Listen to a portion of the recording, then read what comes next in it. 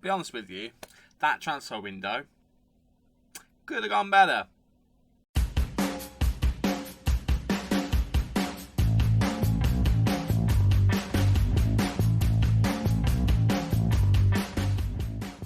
Hello there and welcome to Season 4, Episode 5 of Let's Go Parma. I'm Stubo. Thank you for joining me in today's episode where we are going to be playing against our Europa League opponents, who I can now reveal are Slavia Prague in the second leg. But before that, we have a tricky Serie A game against Napoli. If that sounds like a good plan to you, please do leave a like on the video and consider subscribing to the channel as well for more lovely future Football Manager content. A lot has happened since you were last with me, including the January transfer window. Lessons have been learned on making transfers in Football Manager. I am still relatively new to the game. This is my third FM. And I get stuck in a mindset sometimes of if I see a player I want, I do whatever I have to do to get that player. Yeah. We'll focus on the positives first. Positive number one, you can see the table right here. We're currently second, but we've got a game in hand on AC Milan. And actually, if we win our next game in hand, the game against Napoli, we will go top by, I think it's head-to-head over AC Milan. I don't really understand what it is, but we have been leading in the title race recently, so I don't quite know what it is that will make us go ahead of them, because we'll be level on points with them. But yeah, we're doing very, very well at the moment. We're scoring the second amount of goals, conceding the second least amount of goals. It was just a very, very good football team in terms of that. We won the first leg of the Slavia Prague game 3-1 as well. Happy days. Europa League is going well so far. I don't think we've upset any of the players as well, which is obviously a plus point. We'll also have a look at a couple of transfers that we had in the January transfer window as well. So we did replace Nuan Perez with Matteo Gabbia, Italian player. We signed him from Marseille for, I think, £6 million. Yes, it was £6 million. So when you factor in that we let Nuan Perez go for, I think it was £28 million, I think it was, I think that's a really good deal. He's not played a lot for us so far because, quite frankly, we've got three very, very good central defenders. And that was part of the problem that Perez had, was getting into the team. So he's currently getting fitness with the under-20s, but I'm not going to lie, we signed him because he looks like a half-decent player who's not going to threaten the first team unless he actually goes somewhere near that potential. So he's been brought in as a body. He'll be a very good body. He'll help us with registration because he's Italian, so I'm very, very happy with that one. We also, on deadline day, secured the signing of Namdi Collins. This was basically because I wanted an extra defender who could cover the entire back line. Collins can do that. He's not necessarily spectacular at the full-back positions, but he can do a job there. And he's also got a lot of potential to be a very good central defender as well. This is a bit of a trial run as well. I would quite like to sign Namdi Collins because of that pace. But I want to see how he does this season. If he does okay, we might think about bringing him in on a permanent next season. But we've brought him in. We're not paying any of his wages. I think we're paying a little fee per month, which is nothing compared to what his wages would be. So I'm very happy with that one, to be honest with you. And then this one. Filip Stefanovic. Signed him from Manchester City. He's here until the end of the season. We didn't necessarily need another winger. We didn't necessarily need another central attacking midfielder, central midfielder, or anything like that.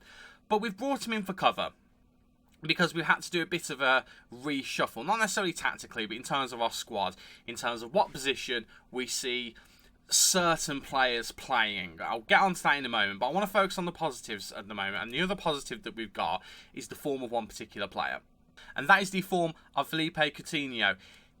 Full disclosure, we've not solved him. He's not completely fixed. However, if you have a look at his Serie A record near the bottom, I don't know whether my webcam is going to be in the way of his rating, but he's got a 7.05 in the league. He has picked things up dramatically. 7 goals and an assist, 2 player of the matches in the league. He's looking a bit better, and the main reason for that is we've finally figured out roughly what kind of position we're playing him in. The last time you guys saw him, I believe, was when he scored, I think it was against Empoli. He's got the goal and the assist against Empoli. Well, he then got another goal against Lazio, playing as a deep line playmaker. And as you can see, he's had more decent games to good games than not playing in that position. He did have a very good game against AC Milan as an advanced playmaker in the 47th minute. He did go off injured, however. So half a game he did really well, got a goal. But yeah, he's chipped in with some goals here and there. Not all of them have been set pieces. A couple of them have been really good goals from open play. He's had some great attempts at goal as well. But yeah, it seems like his settled position, to me at least, feels like a deep line playmaker on support. So not the role that Monchu's playing, but the one that goes forward a little bit more, the one next to him, the one that Castrovilli and Cataldi usually play in. So it does mean we have to have a bit of a tactical reshuffle whenever we bring Coutinho into the side. If Monchi's in the team as well, he's often dropping to a central midfielder on defend. It's working fine, and he's doing a good job, and he's just a really, really nice player to have, especially from set pieces. Most of his goals are from free kicks or penalties, but he has had a couple of open play ones as well. So he's looking better. We've definitely got to the point where he is a usable part of the team. But now I have to reveal the bit of bad news that, for being completely honest, is completely my own fault. Lorenzo Luca's at Manchester United. Now, full disclosure, Lorenzo Luca had a release clause. I forgot that Lorenzo Luca had a release clause. My original plan when we signed him was to get him through a season and then in the summer renegotiate his contract to get rid of that release clause. I forgot. Similar to how I forgot about Martin Rabo having a release clause. So I got the message towards the beginning of January, just towards the end of December, saying that clubs were sniffing around after him. Tried to renegotiate his contract, didn't want to. He'd got wind of the interest, so we had a bit of a waiting game, and then eventually, he was on a good run of scoring goals as well for us as well. I mean, he'd only scored 5 for the entire season for us, but he'd got a few in European competition as well. He hadn't played in the Cup yet, but he was still an integral part of our team. Really, really good at link-up play. So it was a bit of a gutting moment when he decided to leave. We did actually get to offer him a new contract once the transfer with Manchester United had been... Well, once they'd come in for him, if that makes sense. So we got an opportunity to renegotiate a contract. We got him to accept one verbally. But then the dreaded message came up. Luca move delayed due to work permit decision. That moment we knew he was gone. So I spent the rest of the... I mean, this happened about halfway through the transfer window. Spent the rest of it trying to find a striker to replace him. I haven't shown you a striker because we couldn't find a player who wanted to come to us. The one that I really wanted, which is not going to be a surprise to anyone, was Sebastiano Esposito. We did go in for him. The problem we've got... I don't think I can ask his agent anymore because I've already asked him recently. The problem we've got is he only joins Napoli this season. And because he only joined them this season, he doesn't want to leave. So in the summer, this is the player I think we're going to be going for as a replacement because we know how good he is. 35 goals and 56 appearances for us. The man was an absolute machine in those 2 seasons. I think we made a bit of a mistake not signing him on a permanent, to be honest with you, because we had the money to do it. But we're going to go in for him in the summer. Hopefully, we will be able to get him in. And we'll have him as our new starting striker. Because at the moment, we're having to rely on Kasper Dolberg up front. Now, it's not necessarily the worst thing in the world. He has started to chip in a little bit. He's got 8 goals and an assist. Which, 5 of those goals are in the league. He has started to pick things up, though. So, I mean, he's doing his job as well as he can do, basically.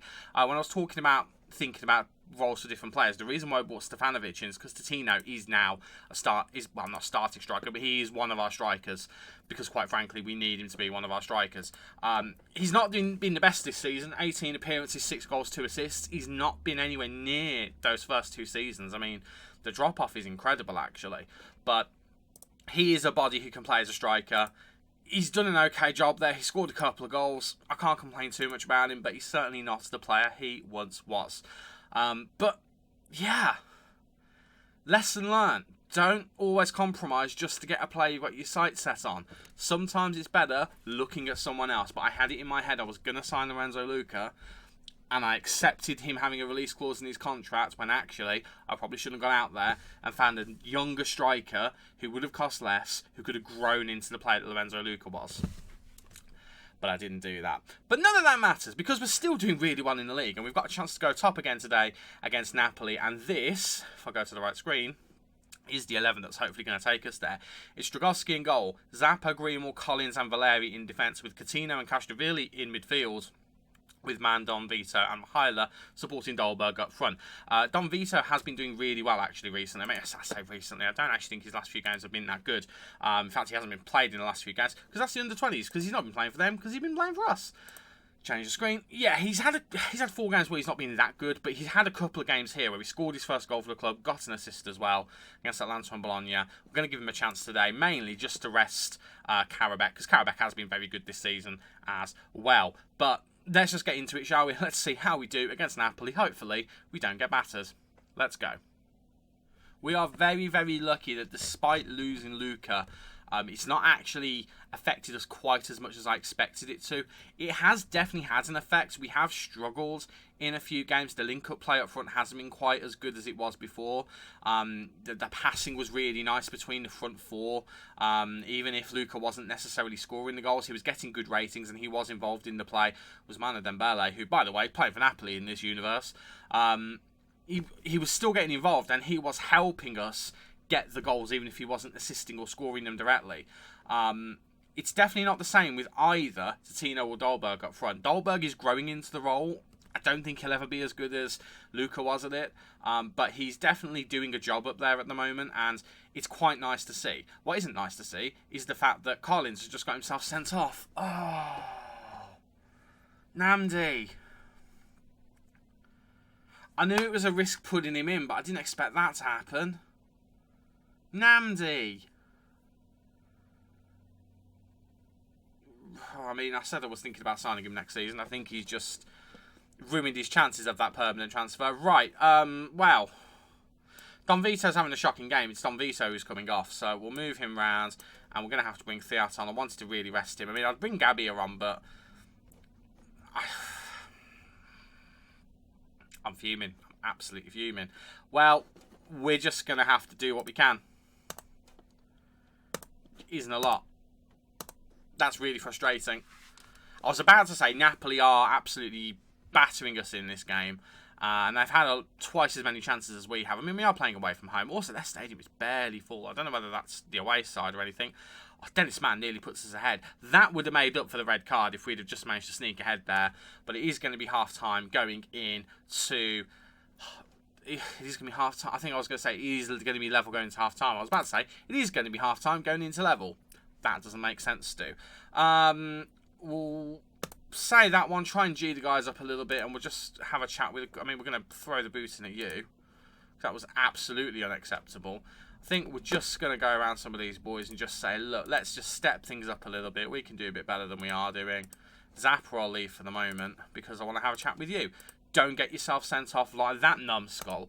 Right, let's go back into it. We're just playing without an attacking midfielder. That's absolutely fine. The attacking midfielder was having a shocking game. So let's just carry on doing what we were doing. Let's just see if we can get a point. We're giving up some ground to AC Milan, which is a shame, but let's just see whether we can go with a point today. Hopefully we can. Hopefully we can. Something from this game going down to 10 men is better than nothing. Right, second change. Zappa is coming off. I don't normally do the quick one like this, but we are going to do it. Sambia's going to come on, and we'll leave that for now. I think the final change is probably going to be to Tino.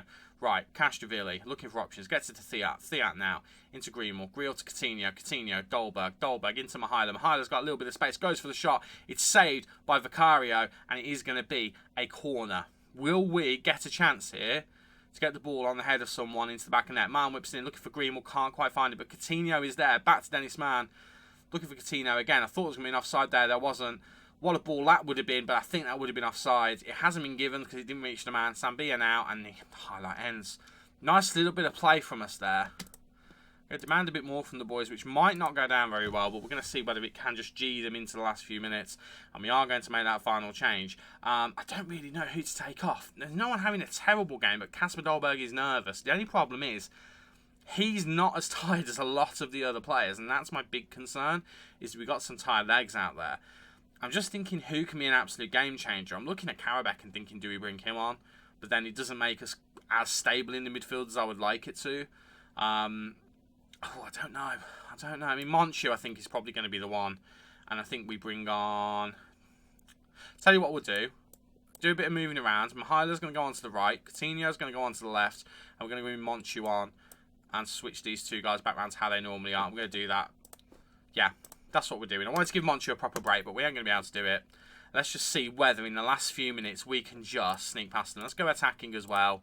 I know this is a little bit crazy, but I'm just going to see if we can just press them in the last few minutes and just see if we can force a mistake. That would be interesting if we could do that, because it's the last thing they'll be expecting. Right, Sambia gets on the end of this, and I tell you what, got a great opportunity if Sambia can find someone. Doesn't hold the ball up though, and Dembele gets the ball back, and we might be leaving ourselves open for a counter-attack here. Dembele is outpaced by Mihaila. Good work there from the winger. Ball launched forward by the goalkeeper, but it only comes to Koulibaly. Koulibaly now going to try and set Napoli up for a counter-attack. Di Lorenzo sprinting down the wing. Coutinho with a good bit of defending there, actually. Very impressed from Felipe Coutinho there. Coutinho holds the ball up well. Pass the ball around a little bit. Let's not make a silly mistake here, boys.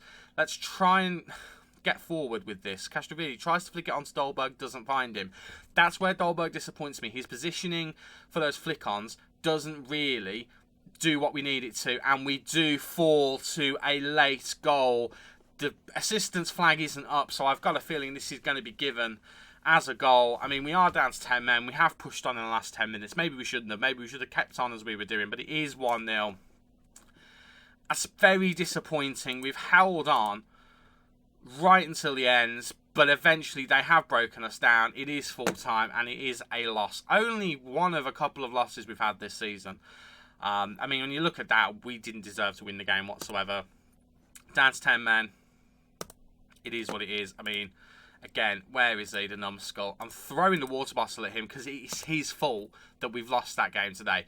Did have a couple of chances where we could put the ball in the back of the net, but it wasn't to be.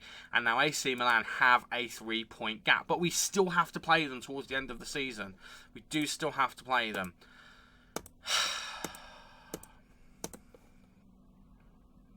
I know you can hear me clicking the mouse like that. Apologies. I'm very heavy-handed when it comes to my mouse. Well, that's annoying. That's annoying. And Monchu's out for the next game as well. I forgot he's got a suspension. I could have played him in that one. Well, that could have gone better. I've got to be honest with you. That could have gone better. I'll see you for the second leg against Slavia Prague. And we are back for that second game against Slavia Prague, the second leg. But I thought I haven't actually shown you the run of games that we had since the last time you were with us, the Empoli game, which is all the way up here, that 4-0 win. As you can see, we've done very, very well. We had a mid-season break just here, and we did actually lose the first game back, so that was our first league loss of the season. And obviously, the Napoli game we just had was the second one as well. So, we're in the end of February. We've only lost twice all season. That's pretty incredible, I've got to say. AC Milan are doing even better than that as they're top and they're 3 points ahead of us. So, full credit to AC Milan. They are doing very, very well indeed. But we had a very, very good run. We actually did win the Super Coppa. Not mentioned that at all. We won the Super Coppa. Yay! And then we beat them in the league as well, which is good. So, obviously, we're hoping we can repeat that result right at the end of the season, because it's the last game of the season at the San Siro as well. Not ideal, but it is what it is. But yeah, very good run of games. And then we did drop points against Genoa. And then we did... we had the second leg of the... it's not even the second leg, no. Randomly, we had AC Milan again. So we've actually played AC Milan 3 times in the space of about a month. And we've beat them 3 times as well, which is glorious. But yeah, we've had a good run. So that defeat last time felt a bit deflating, but it is what it is. But none of that matters because we have got the game against Slavia Prague coming up. We have got a 3-1 lead from the home leg. Remember, there is no away goals anymore. So we're just going to go into this and see what we can do. We have a 2-goal advantage. Let's try and make it more than that. This is the 11 that we're hopefully going to be doing it with. Dragowski in goal, Sambia, Greenwell, Thiat and Cambiasso in defence. Coutinho and Castrovilli remaining in the midfield centre too, with Man, Karabek and Mihaila supporting Dolberg up front. We're keeping Coutinho in the midfield instead of Cataldi, because Cataldi's been a bit of a bit part player this season. Not that he's not good enough, but I prefer having Coutinho in there because he just feels like he's got a bit of magic. And if we take him out and put Cataldi in there, then we either have them this way around or this way around. Either way, we don't have a playmaker. And I just like the idea of having Coutinho in there with that little bit of magic. We're not going to have him be the defensive-minded player. We're going to make sure he is getting forward because he has got those long shots. His finishing is not bad. He's got decent dribbling. He can get forward. He can make things happen. I'd rather him have the ability to do that. So without any further ado, let's see whether he can and get into the second leg of this Europa League game against Slavia Prague. Let's go. Another good thing before this game, well, I say before this game starts, it's already started. All of the players who were unhappy are no longer unhappy. So Dolberg, Dennis Mann, I think Valeri, and one other, I can't remember who, Leo Greenwell. All the players who were unhappy about playing time, they've all played enough games where they're now happy again. So don't have to worry about that, at least at the moment. So we'll see whether anything else happens. And Mahaila's in here, and Mahaila looking to make it 1-0, doesn't. Their goalkeeper makes a great save, and it is going to be a corner. I think Dennis Mann will be the one taking it as Monchu's not on the pitch. Yes, it is. Mann whips it in, looking for Dolberg. Dolberg can't quite get there. Again, this is where we're missing Luka the most, I think. In these aerial situations, he is an absolute beast in the air. Dolberg isn't too bad. I mean, I can't remember how tall he is off the top of my head. I will have a look at some point, but he's not bad in the air. He's just not Luka in the air. Luka was pretty exceptional. So we have definitely lost that. We've not really changed the way that we've played. I mean, we're winning 1-0. That's glorious. We've not really changed the way that we played. When we initially lost Luka, we actually did move Goldberg. Wrestling. We did move Dolberg to being an advanced forward. Didn't seem to work. So we put him back to being a deep line forward. And although he doesn't really have the stats for it, neither did Luka in some respects. And he's certainly playing better than he was as an advanced forward. Certainly not playing very well, but he's playing okay. I just realised Coutinho got an assist there. Result justified putting him in the team. Happy days. But this does make it 4-1 on aggregate, and without jinxing anything, that obviously does look good for the next round. Lovely pass from Dolberg to Mann there. Mann now looking for options. Gets it into the middle to Karabakh. Karabakh now to Dolberg. Dolberg to Mahaila. Out wide to Cambiasso. Cambiasso going to try and whip this in here. He's going to play it backwards. Gets it to Karabakh instead. Into Mann, who should make it 2-0, and it's very close. Ooh, they pass it around at the back, and it's a little bit risky, but it looks like we have a free kick here, and we might see a Coutinho special. I do love this man on free kicks. Oh, I was about to say that's why. I had a feeling it was going to go in, but it didn't. I was wrong there, but it's fine. Absolutely fine. He's done his job by getting an assist already, so I'm already very happy with him. But that is 1-0 at half-time, 4-1 on aggregate. Let's just carry on as we are. Don't need to worry about anything else. Just carry on as we are. Make sure we get through this game into the next round. That is the main thing. I was going to have a look at some of the scores there, but we can't because we've come back to the game. And Leo Greenwell just powers it into the back of the net. His 6th goal of the season from defence. Leo Greenwell making it 2-0 on the night. 5-1 on aggregate. Lovely, lovely stuff. It's a lovely corner from Dennis Mann. Again, normally Monchu is the one whipping those balls in, but Dennis Mann is very good at it as well. So good to see him getting a good ball in there. Coutinho's having a really decent game in the centre of the park, which I'm very happy to see. It's weird. Like, a deep line playmaker, Felipe Coutinho, just doesn't seem to make any sense. But it has worked for us. He's not been spectacular every game, but he's had games like this where he has had an impact in the way that the game has gone. And Kasper Dolberg, calm yourself down, man. What a finish that was. Just blasting it into the back of the net. It's another assist for Dennis Mann, and it is 3 on the night, 6-1 on aggregate. We really struggled, actually, to get anything going in that first game, and then we kind of blitzed them. Whereas this one, which was weird because it was the home game, the away game, we've actually just come here and just said, settle yourselves down, lads. You know, we gave you a bit of a chance in the first one, but today we're going to show you exactly how it's done, and that is what we've done. 3-0, happy days.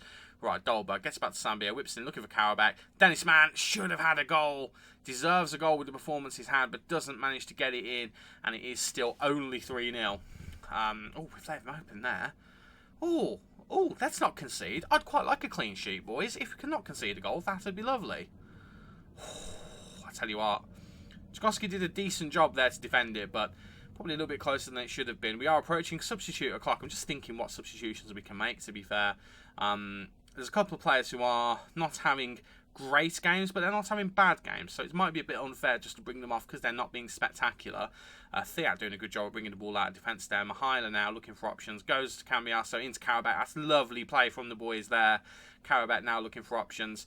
Gonna try and whip it in maybe. He does. He's looking for Dennis Mann, who heads it towards goal, and it just hits the crossbar, and we have hit substitution o'clock. So do we go for people who are not really playing that well, or do we go for fitness? I think we go for fitness.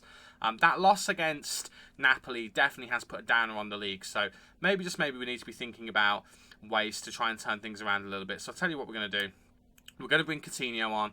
Not Coutinho. Coutinho's already on. Coutinho is going to come on. He's going to come on the left-hand side. We're going to play him for a bit. And then I think we might bring one of the lads in the middle off. And it is going to be Castrovilli, actually. And we'll bring Danilo Catoli in the midfield. The forgotten man, the vice-captain. It's a shame because he was pretty decent for us last season. Scored a couple of worldies. He scored a couple of worldies for us this season as well. Let's get him on for the rest of the game. He needs a bit of match sharpness. Let's get him in there for some of the game. And then for the final 10 minutes, who is the last person who's going to come on? We're going to keep Coutinho on because he's having a really good game. Karabek could come off. He's had a decent game. I'm thinking maybe we bring on Below, possibly. I mean, he's got an injury, but the injury is a cut, so it isn't really... Tell you what, no, we're going to bring Enriquez on. And Enriquez is going to come on for Karabek. And we'll have him play as an attacking midfielder on attack instead of a shadow striker. We'll do that. Give him some game time, and let's just see out the game now, boys. 3-0. That'll do. We're through to the next round. I am very happy with this performance. This has been more like it. They have come into it in the second half a little bit, actually. They've had more chances, but we have blown them away, and that is the game, and we are through to the next round of the Europa League, who we do not know who we're going to be playing against yet, and we won't find out until the next episode, but that will do. Let's have a look. Any other big results in this? So Paris Saint-Germain scraped through on aggregate 0-0. Everton dumping Inter out. What? That's interesting. Juventus destroying Krasnodar. Shakhtar squeaking through against PAOK. I mean, I say squeaking through. It's 5-3 on aggregate. Lyon getting through against PSV. Anderlecht winning 2-0 on the night, but they couldn't overturn the 3-0 that Sporting got in the first leg. Absolute scenes in that game. Look at the goals there. 75th minute, 79th minute. Wow. And Union Berlin knocking Ajax out. Well. That's a bit of drama, isn't it? So, teams we're looking at, Paris Saint-Germain, Everton, Juve, Shakhtar, Lyon, Sporting, us, obviously, and Union Berlin. I mean, there's some teams there I'd like to avoid, I've got to be honest with you, but that was quite interesting, isn't it? Get a bit of prize money as well. I think we'll pat Dennis Mann on the head as well. I think he deserves that, absolutely. Right, the usual question, when will we be back? Well, we're definitely going to have to come back for that second leg in the Europa League against whoever it's going to be. We have got a big game against Inter there as well. Did we show the Inter game earlier in the season? I don't think we did. We didn't, did we? So we could show the Inter game, so we could show these two. We've got Inter, Europa League, which is a bit of a weird setup. So we could do that. We could show that, couldn't we? We could show that. Tell you what, leave it with me. We're definitely coming back for the second leg in the Europa League, and I'll choose one of the games around. We might do Inter, we might do Juve, we might do Fiorentina. Haven't fully decided yet. Thank you so much for watching. Again, if you have enjoyed, please do leave a like on the video and subscribe to the channel as well so you don't miss any future lovely FM content. I've been Stubo, you guys have been awesome, and I'll see you in the next video. Cheers.